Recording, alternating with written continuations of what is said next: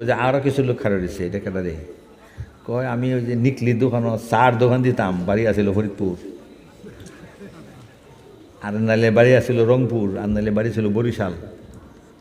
তো ওনার দলের কর্মী আর ওনার যারা লোকজন এরা আমার 350 কাপ চা পাওনা আছে। কয় কাপ? 350 খানে কাপ চা খাইছে। টাকা চাইলেই চর মারত। এই দোকানদার ইচ্ছা আছে দিয়াম গাড়া ধরে বাই করে, আমার লোক আইলে চা খাওয়াবে মাগনা, আছে না নাই? ওই চাওয়ালা কিন্তু ওই দিন খারাই যাবো, গাছ কিছু দেন আমরা কেন। আরও অনেক পাওনাদার হবে। দোকানের মধ্যে ওজনে কম দিছেন, চাউল বেচছেন এখানের মধ্যে কম, তরকারি বেচছেন এটার মধ্যে কম, আপেল বিক্রি করছেন এখানে কম, সব কিছু। আরও যারা বড় তারা আরও পাওনা বেশি। অনেকে আছে রোড গার্ড করছে, জনগণের টাকা মারছে, আছে না নাই? কন্ট্রাক্টারি করছেন, যা আলোচনা করা তার থেকে বেশি নিয়ে নিচ্ছে। রাজা বাদশাহ এমপি মন্ত্রী হয়েছে তখন 18-20 কোটি মানুষের টাকা খেয়ে ফেলছে। সব কিছু। ফামান ইয়ামাল মিসকালা যাররাতিন খাইরান ইয়ারাহ ওয়া মান ইয়ামাল মিসকালা যাররাতিন শাররান ইয়ারাহ। আল্লাহ বলেন, তুমি যদি সরিষা পরিমাণ অন্যায় করে থাকো তুমি ভুলে যাবে, কিন্তু আমার ফেরেশতারা বলবে না।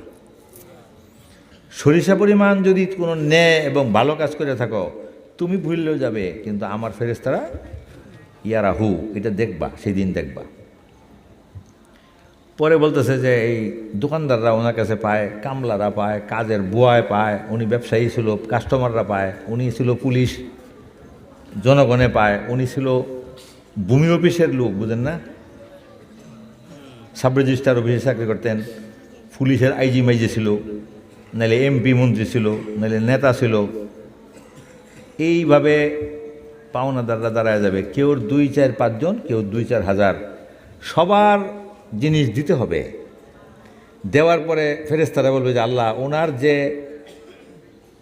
এই পাহাড়ের সমান নেকি ছিল সব শেষ হয়ে গেছে, এখন পাওনাদার আরও রয়েছে, কি করা? এখন ওনাদের গুনাহ লও, নেকি তো দেওয়ানের নাই। তাইলে তার যে ছাত্র, তার যে শ্রমিক, তার যে কর্মী, তার যে ইমাম সাহেব, তার যে শিক্ষক, তার যে ট্রেনের মধ্যে টাকা ছাড়া যে ভ্রমণ করছে, এটা বলে 18 কোটি লোকে করবো যে আমরা টাকা, যে ট্রেনের মালিক আমরা, উনি যে টাকা ছাড়া খালি ভৈরব গেছে আর আইছে, আর কিশোরগঞ্জ গেছে আর আসছে, পয়সা দেয় নাই, পয়সা যে আমরা দেন। সমস্ত পাওনা দিবে, নেকি শেষ। পরে আবার গুণা নিতে নিতে হিমালয় পর্বতের আসমানের সমান গুণা হয়ে যাবে। গুনাহ হওয়ার পরে ফেরেশতারা বলবে যে এই হাজি সাবরে বা এই আলেম সাবরে বা এমপি সাবরে বা এই দারোগা সাবরে কী করতাম? হাদিসে লেখা আছে যে ওনারে উপর করে জাহান্নামে ফেলে দাও। হুজুর সাল্লাল্লাহু আলাইহি ওয়াসাল্লাম বলেন যে এই লোকটা হলো সর্বহারা। দুনিয়াতে যার খাওয়ার নাই সে এত গরিব না, তারে তো একটু খাওয়াইলেই সে খুশি। যার বাড়িঘর নাই, একজন তো বাড়ি একটা বাঞ্জা দিলেই খুশি। যার থাকার জায়গা নাই তাকে তো একটা আশ্রয় কেউ দিলেই সে তার জীবন কাটবে, কি বলেন? যার পকেটে টাকা নাই তারে তো 100 টাকা দিলেই সে একবেলা খাইতে পারে। কিন্তু এই আখেরাতে আল্লাহর হক দিয়ে দিছে সব, আর নিজের শরীরের যত সব হক সে ভালো আদায় করছে, কিন্তু বান্দার হক মারছিল। বান্দার হক মারার কারণে জান্নাতে যাওয়ার আগে সিঁড়ির থেকে সে ফেরত আসবে এবং তাকে আবার জাহান্নামে ফেলে দেওয়া হবে। কাজেই এই জিনিসগুলি আমাদের একটু খেয়াল করা দরকার যে আমরা নিজেরা নিজেদের হিসাব করতে পারবো কিনা। আর ওই বেটা পরে কয়, হুজুর ইসলাম এত সহজে সুন্দরভাবে আমাকে তো আর কেউ বুঝাইতে পারে নাই, তা আমি এখন আপনার হাতে আমি ইসলাম গ্রহণ করব। তখন হিন্দু পণ্ডিত হযরত থানভী সাহেবের হাতে হাত দিয়ে কলেমা তৈয়বা পড়ে ঈমান আনলেন। আমরাও আজকে ইসলাম এত কথা, এত ওয়াজ, এত জুমার খুতবা, এত কিতাব, এত তাফসীর, এত হাদিস, ইসলামের বই কিনলে বাড়িঘর ভরে যাবে, এরপরেও দেখবেন নতুন বই বাইর হয়। আপনি যত পড়েন ততই নতুন, ততই নতুন। চিন্তা করতে পারে যে এত মাসলা, এত জায়েজ, এত না জায়েজ, এত সুন্নত, এত মুস্তাহাব, এত মকরুহ, এত মাসলা কেমনে শিখবো, কেমনে আমল করবো, খুব কঠিন লাগে। কোনো কঠিন না। ইসলাম হলো মোট কয়টা কথা? 3। এক নম্বর, আল্লাহর কিছু হক আমার কাছে আছে। আল্লাহর হক হলো আল্লাহকে বিশ্বাস করা এবং এক হিসাবে বিশ্বাস করা, আল্লাহ যেমন তেমন গুণাবলী সহ বিশ্বাস করা, আল্লাহর সমস্ত হুকুম পালন করা, সমস্ত নিষেধ থেকে বেঁচে থাকা, ভুল হইলে তওবা করা, আল্লাহর হক। আর বেশিরভাগ সময় আল্লাহকে স্মরণ করা, জিকির করা। আর আমি যেমন বান্দা, আমার চারপাশে কিছু বান্দা আছে, কেউর 10 জন, কেউর 100 জন, কেউর 500, কেউর 1000, এর বেশি না। আর কেউ আছে সারা দুনিয়ার দায়িত্ব নিছেন, ওনার দায়িত্ব সারা বাংলাদেশ, ওনার দায়িত্ব সারা ইউনিয়ন, ওনার দায়িত্ব সারা এলাকা, ওনার দায়িত্ব সারা উপজেলা, যেহেতু উনি খামসায়া দায়িত্ব নিছে, বুঝেন না? আর যার দায়িত্ব কম তার প্রশ্নও কম। এই মানুষগুলির কিছু জবাব আপনার দিতে হবে। ইসলামের 2টা শেষ। তৃতীয় হলো, আমি নিজে, আমার অনেকগুলি ক্ষমতা শরীরে আছে এবং আমার ভিতরে একটা মন আছে, অন্তর আছে। এই অন্তরের কিছু রোগ আছে, সেই রোগগুলি আমার দূর করে পরিষ্কার করতে হবে। আর কিছু গুণ আছে, সেইগুলি আমার অর্জন করতে হবে। অন্তরের রোগ সবারই আছে, কিন্তু কম। যার কম তার বেশি ঘষা মাজা করার দরকার নাই। যার গুণাবলী ভিতরে এমনি আছে তার বেশি অর্জন করার দরকার নাই। আর যার বেশি তার কমাইতে হবে, যার নাই তার মধ্যে ঢুকাইতে হবে। এটার নাম হলো আপনার ইলমুল আখলাক। আর নবী করিম সাল্লাল্লাহু আলাইহি ওয়াসাল্লাম বলেন, ইন্না আসকালা শাইইন উদিয়া ফি মিজানিল আবদি ইয়াউমাল কিয়ামা খুলুকুন হাসানুন। কিয়ামতের দিন মিজানের পাল্লায় যখন মানুষের আমল ওজন করা হবে, তখন সবথেকে বেশি ওজন কলেমার হবে না, শহীদি মৃত্যুর ওজন সবচেয়ে বেশি না, নমাজের ওজন সবচেয়ে বেশি না, হজ উমরার ওজনও সবচেয়ে বেশি না, রোজার ওজনও সবচেয়ে বেশি না, কুরবানির ওজনও বেশি না, দান সৎকার ওজনও বেশি না। মিজানের পাল্লার মধ্যে সবচাইতে বেশি ওজন হল উত্তম আখলাকের, সুবহানাল্লাহ, সদাচরণের, নম্র ব্যবহারের, সত্য কথার, বিনয়ের।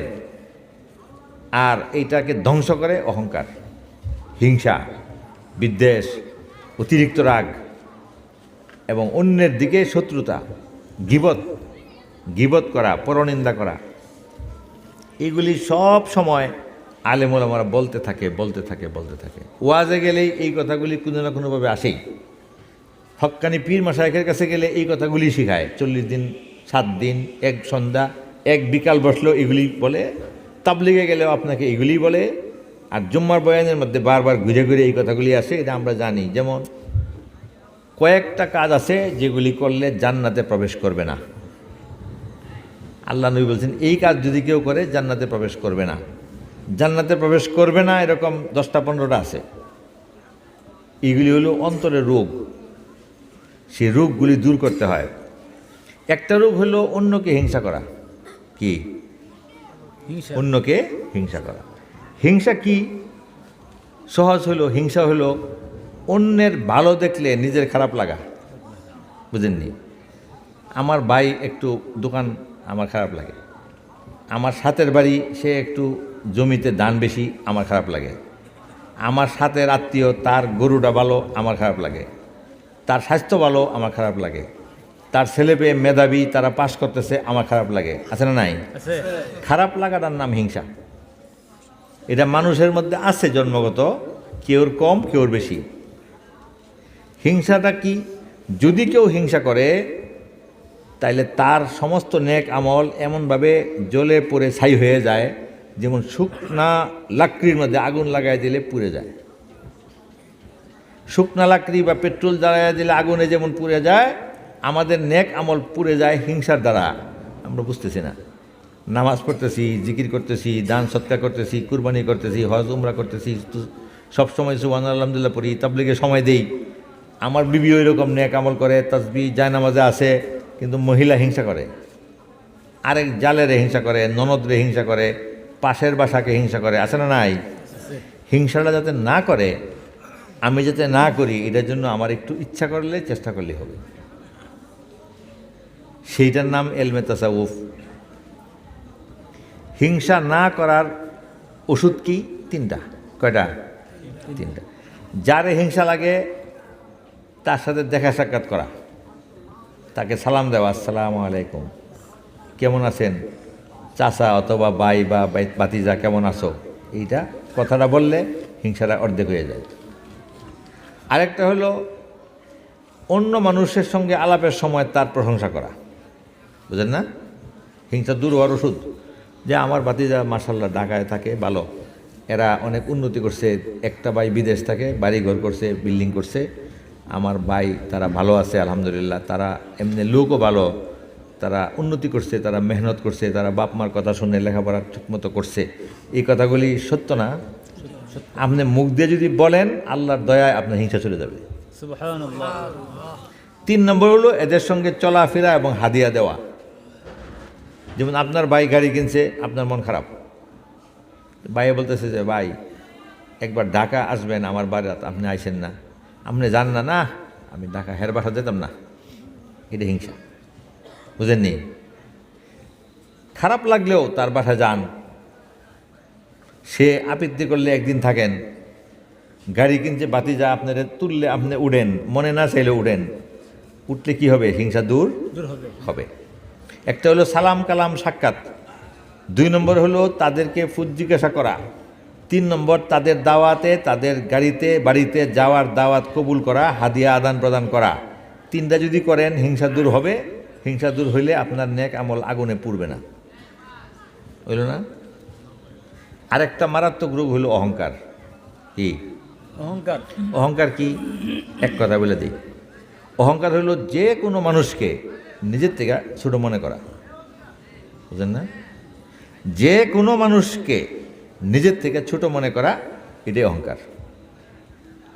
একজন লোক মনে করতেছেন হে আমার থেকে গরিব, অথবা সে আমার থেকে মূর্খ, অথবা সে আমার থেকে অনুন্নত, অথবা আমার থেকে কম সুন্দর, অথবা আমার গাড়ি বাড়ি আছে তার নাই, অথবা সে একটা ব্যাককল, অথবা তার কোনো শিক্ষা দীক্ষা নাই, অথবা আমাদের সাথে তার কি তুলনা, সে তো কোনো কিছু না। এই কথাটা মনে করাটাই, এই অহংকার যার অন্তরে সরিষা পরিমাণ থাকবে, সে জান্নাতে যাওয়া তো দূরের কথা, জান্নাতের সুগন্ধিও পাবে না। এটাই ফায়সালা আল্লাহ রসুলের, এইটাই হাদিসের কথা। আপনি জোর করে জান্নাতে যাইতে পারবেন না। আপনার যদি অন্য মানুষের থেকে ভালো মনে হয়, তাহলে এটার চিকিৎসা কি? আপনি মনে করেন যে ওই লোকটা ইমানের সঙ্গে মরার সঙ্গে সঙ্গে বেহেশতে গেছে গা, ওই লোকটাকে কি করছে আল্লাহ? মাফ করে দিছে, আপনারা করলো না, তাহলে কেডা ভালো? ওই তো ভালো। কাজে যত মানুষ আপনার সামনে আছে বাংলাদেশের, সে একটা প্রতিবন্ধী হোক, একটা ভিক্ষুক হোক, হাত পাও নাই, রাস্তায় শুয়ে থাকুক, অথবা সে অন্ধ, রাস্তায় শুয়ে ভিক্ষা করে গড়াগড়ি করে চলে, অথবা সে রিক্সা চালক, বা সে একেবারে অথর্ব ফকির গরিব, অথবা সে মদ খায়, জুয়া খেলে, সে গাঁজা খায়, সে মাটিতে শুয়ে আছে, আপনি তাকে হীন এবং ছোট মনে করলে নিজেকে একটু ভদ্র, সুন্দর, ধনী, বুদ্ধিমান, চালাক, চাকরিজীবী, পরহেজগার বা শিক্ষিত মনে করাই অহংকার। কথা বুঝতেছেন? অহংকার দূর না করলে আপনি যত হজ, রোজা, নামাজ একটা শহীদ হয়ে যান, জান্নাতে যেতে পারবেন। এইগুলি কি আপনারা সারা জীবন বুঝতেছেন না? এটা অটোমেটিক আমরা জানি, আমাদের এগুলি আলাদাভাবে কি করার দরকার নাই, ক্লাসে পড়ানোর দরকার নেই। কিন্তু ওয়াজের মধ্যে গিয়ে এটা শুনবেন, নিজে করে ফেলতে হবে। যত মানুষ আমি ছাড়া সবাইকে আমার থেকে ভালো, যদি আল্লাহ তাকে মৃত্যুর সময় ঈমান দেয়া দেয়, যদি তাকে আল্লাহ বলে তোর সব গুনাহ মাফ, বেহেশতে জাগা, আর আমার যদি আটকায়, তাইলে কি আমি ভালো থাকবো? এই জন্য মৃত্যু ঈমানের সঙ্গে হওয়ার আগ পর্যন্ত নিজেকে ভালো মনে করা যাবে না। আরেকটা হলো গীবত করা। গীবত অর্থ হলো জিক্রু আখিকা মালা ইউহিব্বুহু, অন্য কোনো মানুষের এমন কোনো আলোচনা করা যা উনি শুনলে মনে কষ্ট পাবে, এটার নাম গীবত। পরনিন্দা, বাংলা কি বলে? পরনিন্দা। সাহাবায়ে কেরাম জিজ্ঞেস করলেন, যদি হে এই দুষ করে থাকে তাহলে কোন যেত না? কইরা থাকলেই তো গীবত, না করলে তো তুহমত। যদি এই গুনাহটা সে করে তাইলে এটা আলোচনা করা যাবে না, যদি না করে তাইলে তো এটা অপবাদ, আরও ডবল গুনাহ। কি বলেন? আল্লাহ তাআলা আমাদের কোরআনে বুঝাইতেছেন, ওয়ালা তাগতাব বা'দুকুম বা'দা, তোমরা একে অপরের গীবত করিও না। আমাদেরকে আল্লাহ তাআলা এটা ফরজ হুকুম দিয়েছেন। আইয়ুহিব্বু আহাদুকুম আন ইয়াকুলা লাহমা আখিহি মাইতান ফাকারিহতুমুহু, তোমরা কি পছন্দ করো যে তোমার মরা ভাইয়ের গোশত খাইবা? করো না। ফাকারিহতুমুহু, তোমরা পছন্দ করো না। যে আমার এক ভাই, আপনার এক ভাই যদি রাস্তায় কোনোখানে মরে পড়ে থাকে, 3 দিন 4 দিন পরে লাশ পাওয়া যায়, আমরা কান্দা করে টানতাম না? ওই পচাটা কি খাবে কেউ?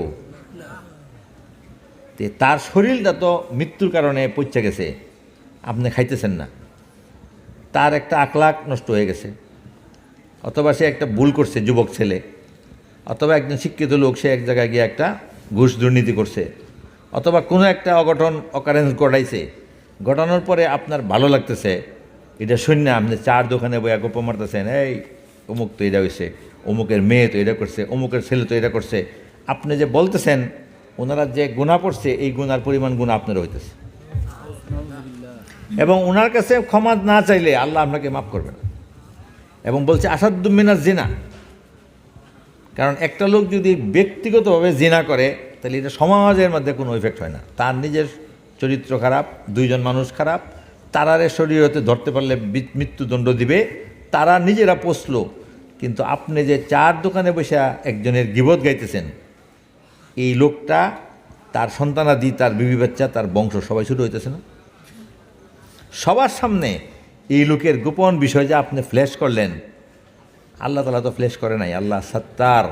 আল্লাহ বলেন যে তোমাদের সকলের জীবনে এমন এমন গুনাহ আছে যেগুলি আমি মৃত্যু পর্যন্ত ঢেকে রাখি। বলেন সুবহানাল্লাহ। সুবহানাল্লাহ। যদি তোমাদের গুনাহগুলি আমি প্রকাশ করে দেই তাহলে সমাজের মধ্যে কোনো লোক হাঁটতে পারবে না।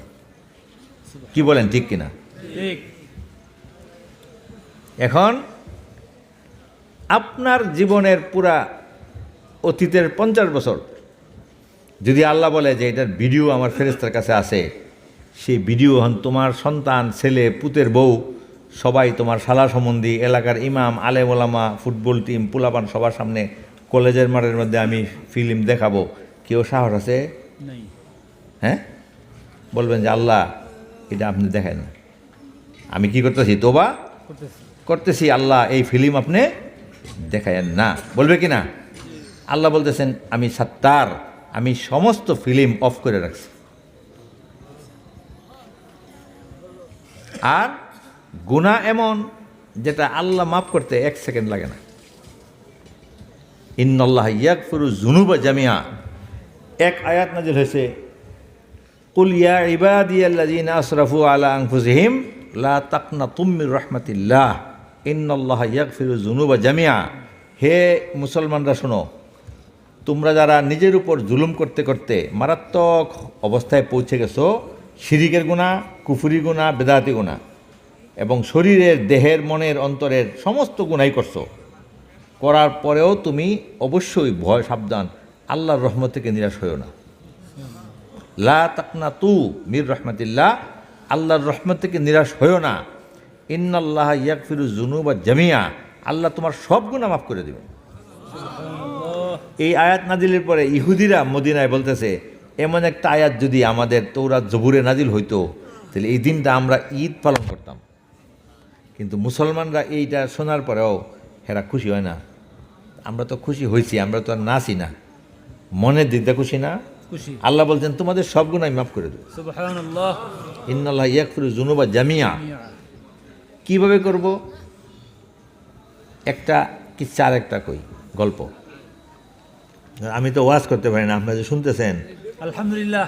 এটা আসলে নিকলির মানুষ, খুব উচ্চ মানের শ্রোতা এবং ভদ্রলোক, আপনারা অনেক ভালো মানুষ। অনেক জায়গায় আমি গেলে ওনারা বদলান, নামাই দেন, আরেকজন ভালো বক্তা দেন। তা আমার যে নামাইছেন না, এই জন্য আমি খুশি। কথাটা আপনারা শুনতেছেন, এটা আসলে ভালো লাগতেছে। বলছে কি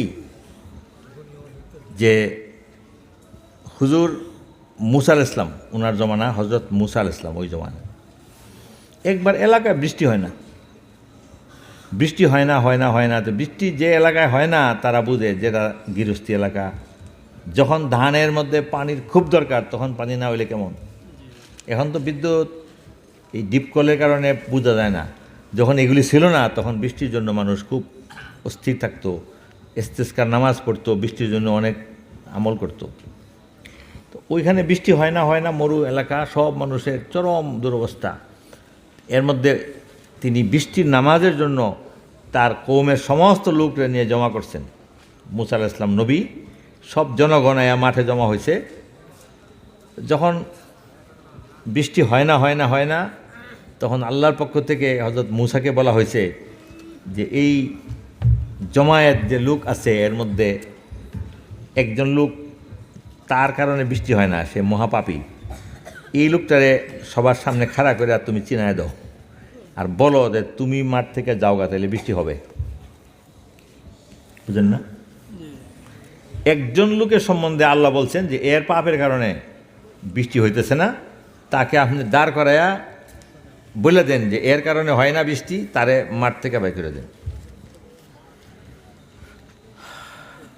তখন মুসা আলাইহিস সালাম নিজে একটু বিব্রত হয়েছেন যে আল্লাহ তাআলা ডাইরেক্ট এরকম হুকুম দিলেন, আর এই লোকটারে আমি বললে সবার সামনে খাড়া করিয়া তারে একদম বাই করে দিব, লোকটা তো জিন্দা মরে যাব, যাবে না?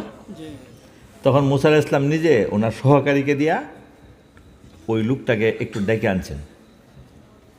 ডেকে কানে কানে বললেন যে দেখো, এই তোমার সম্বন্ধে আল্লাহ তাআলা এইমাত্র আমাকে হুকুম দিয়েছেন যে তোমাকে যাতে এখানে দাঁড় করায় আমি চিনায়া এলান করে দিই, আর তুমি বাইর হয়ে গেলেই কি হবে, এলাকায় বৃষ্টি হবে।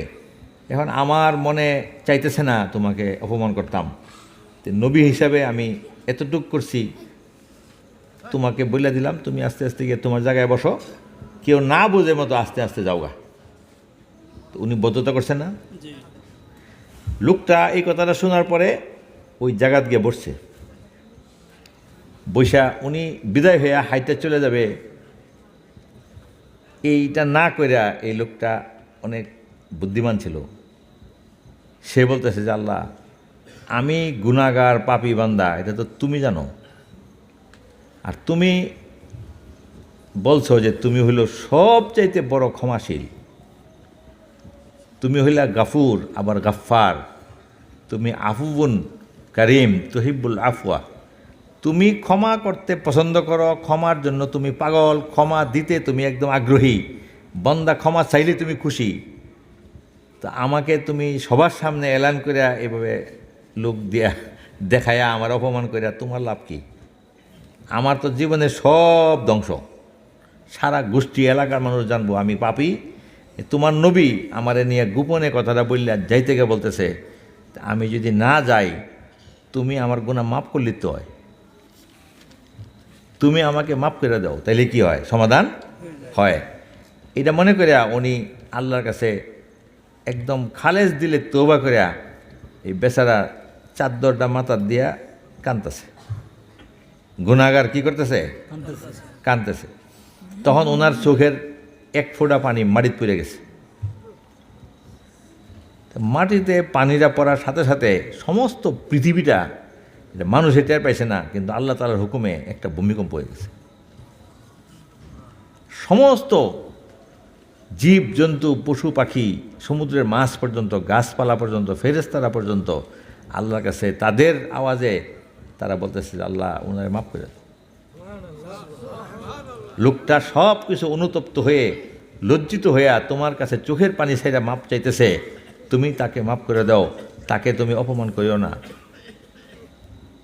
এই কথার সাথে সাথে হযরত মুসা আলাইহিস সালামের কাছে আবার ওহী আসছে। উনি বলতেছে যে মুসা, এই লোকটা উঠা মনে হয় যাইতেছে গা, তুমি তাড়াতাড়ি লোক পাঠাইয়া ওনাকে বসাও। কি করো?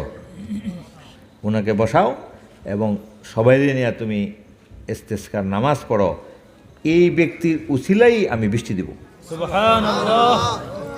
এই ব্যক্তির জন্যই বৃষ্টি বন্ধ হয়েছিল, এই লোকের চোখের এক ফোঁটা পানির দ্বারা আমার রহমতের সমুদ্রের মধ্যে ঢেউ এসে পড়ছে এবং তার গুণাগুলিকে আমি নেকি দিয়ে বদলাই দিছি, কারণ তার তওবা কবুল করতে আমার মন খুশি হয়ে গেছে। সে নিজে ভুল স্বীকার করে আর চোখের পানি ফেলছে, আর সে বলতেছে যে আল্লাহ, আপনি আমার এলাকাবাসী সন্তান তুল্য, আমার আলেমুলামা, আমার ময়মুরব্বী সবার সামনে আমাকে আপনি উলঙ্গ করেন। আপনি সত্তার, আপনি গুনাহ ঢেকে রাখেন, আপনি গুনাহ পর্দার করেন, আপনি আমাকে মাফ করে দেন। তখন মুসা আলাইহিস সালাম হাসলেন এবং ওই ব্যক্তিকে বললেন যে আপনি বসেন, আপনাকে নিয়া তওবা এবং দোয়া করবার লেগে আল্লাহ হুকুম দিছে, আপনার উসিলাতেই আজকে বৃষ্টি হবে। কাজেই আমাদের মধ্যে কিছু লোক আছে যারা খালি মুসলমানদের ভুল ধরব, এই আপনার নামাজ হয় না, আপনার কলমা এটা শুদ্ধ না, আপনি নামাজ পড়েন না, এটা না। আমি হাদিস পড়েছি যে ইয়া আইয়ুহাল্লাযিনা, আয়াত পড়েছি, আমানুত্তাকুল্লাহ হাক্কা তুকাতিহ ওয়ালা তামুতুন্না ইল্লা ওয়া আনতুম মুসলিমুন। হে মুসলমানগণ, তোমরা আল্লাহকে ভয় করো যেভাবে ভয় করা উচিত, এবং মুসলমান পরিপূর্ণ না হইয়া তোমরা মৃত্যুবরণ করিও না। পরিপূর্ণ মুসলমান না হইয়া তোমরা কবরে আসিও না।